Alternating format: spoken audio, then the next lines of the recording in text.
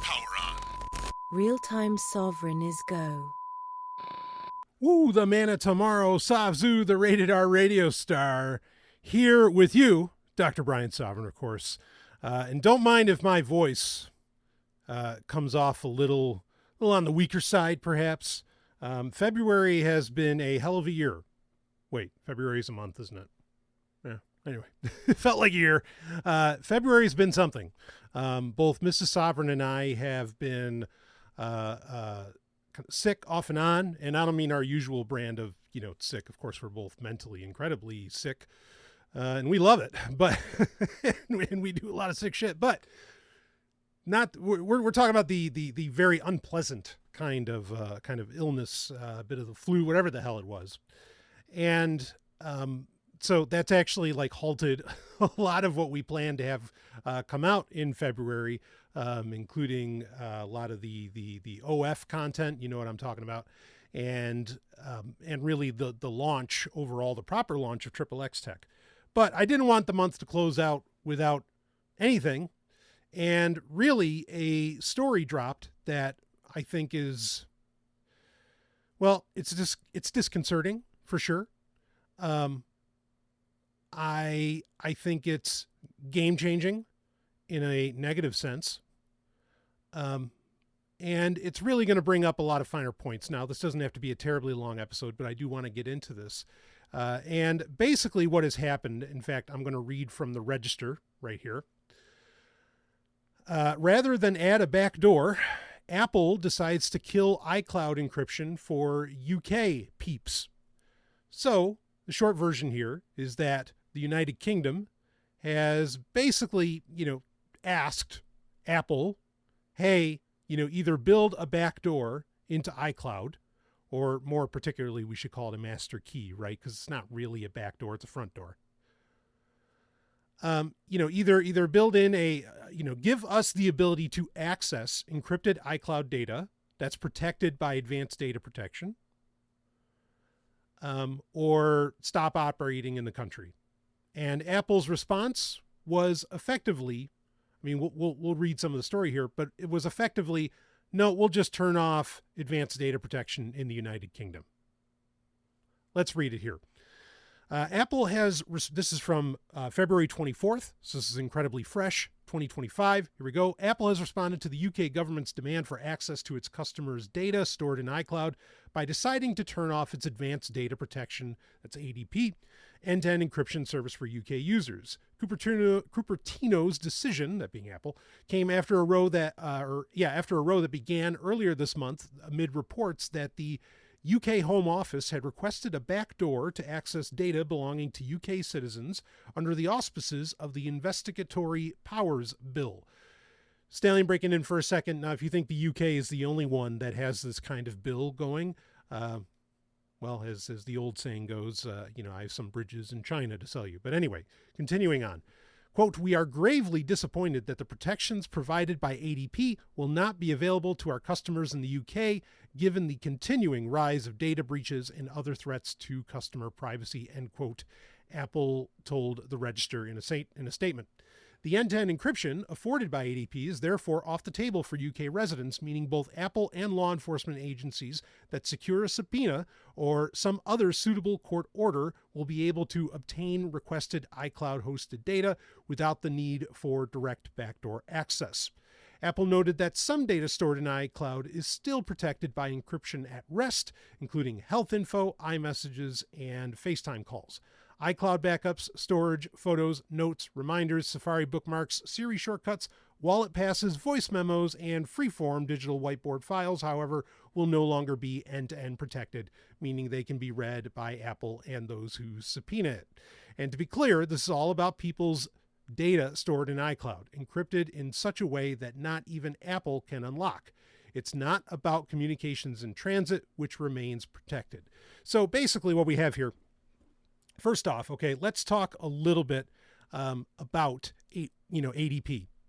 So there's more to the story, and I will say quickly that as far as those in the UK who already have ADP turned on, okay, there will at a later date they will be forced to turn it off. So it's turn it off now, or at a later date, we're going to, Apple's going to be able to effectively flip the switch on it. Now, that should not be disregarded. What I mean by that is that factoid should be paid attention to, that Apple will force ADP to be turned off. Now, what does that look like when they force the matter? We might not find out, because this is somewhat, I'm sure, Apple kind of trying to stall, right? They're like, okay, well, if you already have it on, we're going to leave it on until we really have to turn it off. Maybe they're hoping that somebody somewhere is going to step in, whether it's within the UK or outside of it, to force the matter that would allow the continued use of ADP. But I don't know that things are going to turn out that way. But, yes, I can imagine that's what Apple is hoping for. Okay. Now let's talk a little bit about ADP. So, an iPhone, because this raises a lot of, this brings a lot of things to light, in my opinion, around, okay, did this encryption provided through advanced data protection through ADP, was this actual end-to-end encryption? Did Apple already have a master key and so on, blah, blah, blah? Okay, this answers, I think, a lot of questions about that. So I have said ADP initially launched, I want to say the end of 2022. It was with iOS 16.2, I believe. And then it became more widely available in 2023, around there. And as soon as they announced it, I will admit I got interested in Mac or, in Apple products again, whether it's a MacBook, whether it's, an iPhone, whatever, because this is the right move. Now, there were always three things that were not covered by this end-to-end encryption. Okay, so everything in iCloud except for your email, your contacts, and your calendar data. If those were all, propagated through Apple, all of that, and thus stored on iCloud, none of those three things were protected, by ADP. I didn't really care about that. Okay. Like that didn't mean that much to me. Reason being, if I'm going to, encrypt my email. Okay. Now, granted, Apple Mail, I think could that do S-MIME? Yes, that could do S-MIME. I'm going to be doing that with PGP, and I'm probably going to be, running it through a different email client, even than Apple Mail, if I'm doing that. I mean, there's a great argument because, to run your email through iCloud, because if you're paying for iCloud Plus, okay, which I think pretty much everybody does, if you have an iPhone, just because otherwise you're constantly getting notifications that, oh, we can't back up all of your data, right? But with, if you're using iCloud Plus, they give you, like, you can use three of your own domains, okay, and have, I think, three, or maybe it's even more than three domains, but you can only have three addresses for each domain. Anyway, it was a super simple setup to actually run, like a lot of my domain names through iCloud. It worked very well. So I'm not against using, iCloud for email. It's actually one of the better options out there. A lot better than what Outlook offers you. Of course, there's, yes, you can use Proton Mail and all. Look, I've done them all. Really, like I really, really have. Fastmail, long time, on board with Sovryn Tech. I mean, like, I've done them all. Okay. And I'm just saying iCloud was really, really solid for that. But as far as email goes, like, email is minus PGP, which you're not going to do PGP encrypted email between, like, you and your hotel bonus points or something, right? Okay. I hope that's obvious, but whatever. Email is inherently a, non-secure technology. I mean, you can do PGP right for sure, and I'm not saying don't, okay, but I'm just saying, but at a base level, it's a non-secure technology that, like, it not being protected by ADP, again, didn't mean much to me.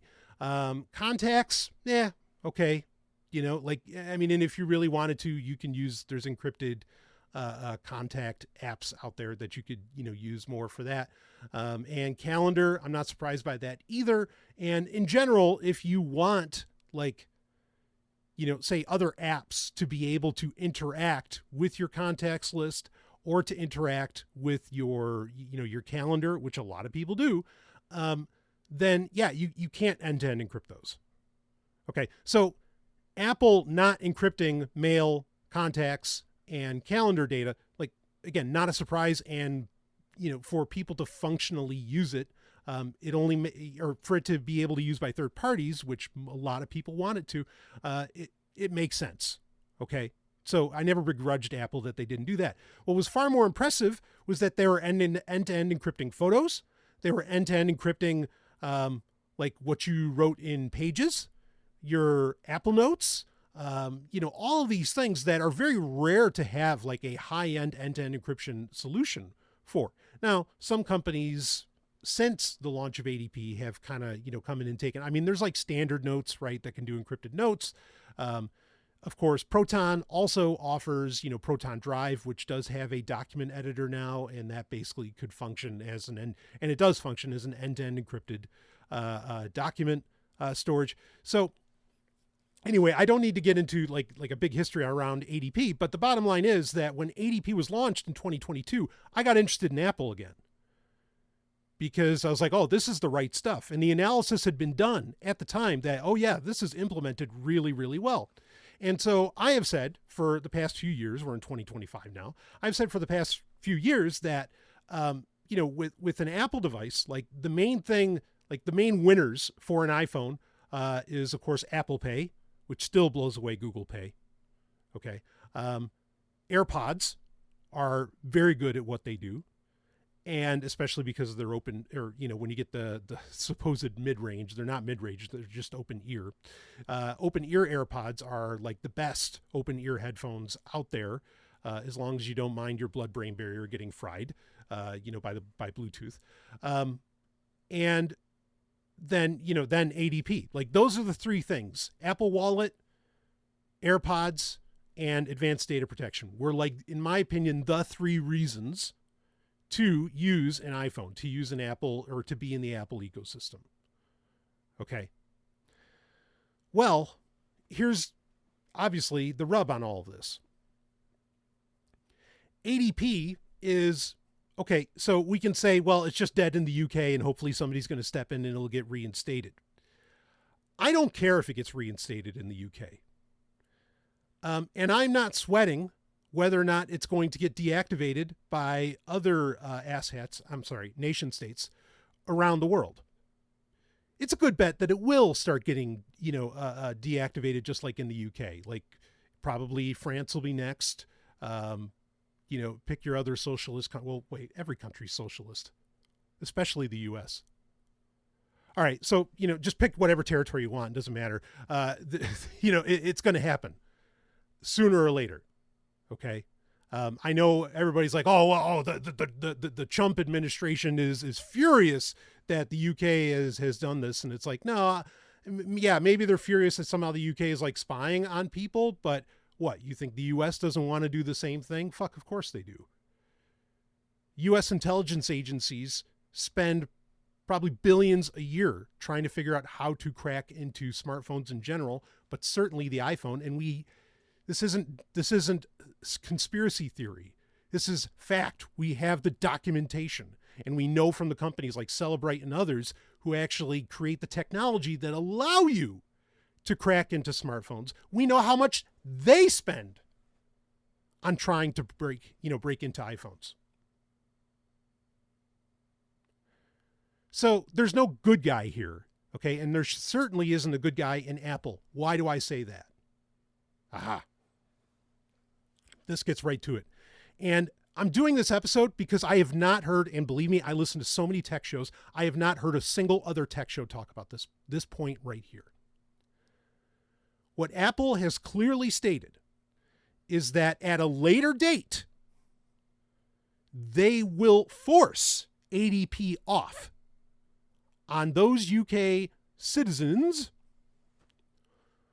who have yet to turn off ADP. So basically, at Apple's leisure, Apple can kill that functionality, even though, they spend so much goddamn time saying, well, hey, your stuff's encrypted. We don't have the keys. Now, is that true? Actually, yes, that is true. Okay, like they couldn't just look at your data because it's protected by said, such and so forth keys. Now we don't know what it's going to look like if and when Apple is forced to turn off ADP on UK residents' iPhones and devices. We don't does it delete everything in iCloud if they don't do it a certain way? We're not sure right now. But the bottom line is that Apple can remove this feature at the drop of a hat. And you lose all of that encryption. Or you lose all of your data, one or the other. This isn't a broken promise. The reality is, as solid, and I'm not kidding, as good as the encryption was, as good as the implementation was that Apple did, if they can just fucking turn it off, it doesn't matter. The best encryption in the world means nothing if you can't control it. Fuck you, Apple. Fuck you, Google. I don't care. Pick the goddamn company. This is such an important point. As we're going into launching XXX Tech, and I mentioned in the last episode that we did, when Mrs. Sovryn was asking me about, what's going to be, with the show, or, what's the show going to be about? What are you going to talk about? And I said, yeah, it's going to be a lot like Sovryn Tech, but it's going to expand. There's going to be other things. And there's some themes that need to get discussed right now because the tech landscape has changed dramatically from when I started podcasting in 2012. Here is one of the key things that doesn't really change as far as my messaging goes, but I think that needs to be made abundantly fucking clear in 2025 and going into the future. Okay? There is really no point.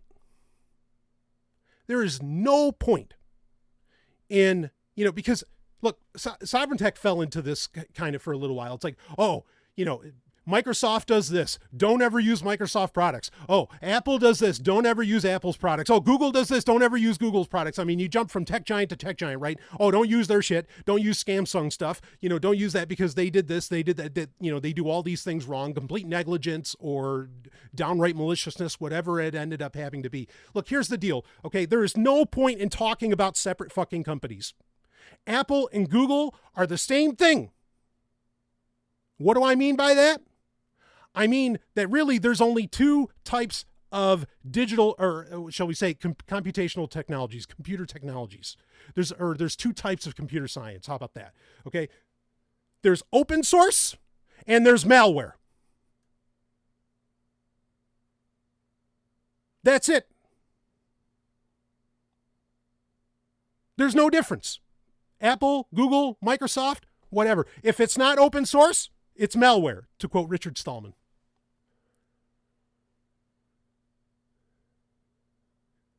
Because otherwise, it's effectively the same. Yeah, I switched. I'm pretty much using Android as my daily driver right now anyway. Which, by the way, Google's implementation of that is not open source, to be abundantly clear. But for a while, yeah, I was using an iPhone hard. I'm like, okay, yep, good. They're securing everything. And again, look, clearly, if ADP allowed for a backdoor for the UK government, then we wouldn't have heard about any of this. Because these companies get subpoenaed. The government says you can't talk about it. So basically, the only reason this is even getting discussed is because Apple, basically treated ADP like a warrant canary and said, well, we got to get rid of it. And so clearly, what happened here. Okay. Now, we also know because of the somewhat transparency of the act, the legislation, that UK was pushing here that led to this. Okay. But ADP clearly did its job. All right. So do I want to give the devil its due? Do I give, wait. The devil's never mind. Do I want to give Apple, or let's just say, do I want to give Apple some credit? Okay, sure. Yeah, they did this right. Fine. Give them credit for that. But then if, like I said, if they can just turn it off, then it doesn't matter. All the protections in the world mean nothing if it's just a switch that can get flipped off. And that's why I'm saying to you, okay, it doesn't matter if it's Apple, Google, Microsoft, whatever. It doesn't matter what company you're talking about, doesn't matter what product you're talking about. It's either open source or it's not. If it's not open source, it's effectively malware. That point, I mean, Richard Stallman has made that point a million times. It has never been more clear than right now.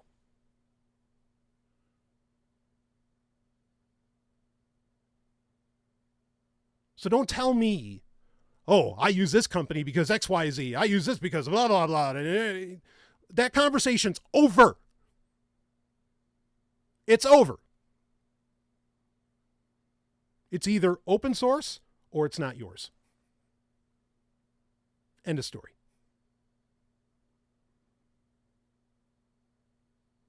And I don't see, and like, I mean, I hear tech commentators saying, it's like, oh, this is Apple capitulating. This is none of that shit matters.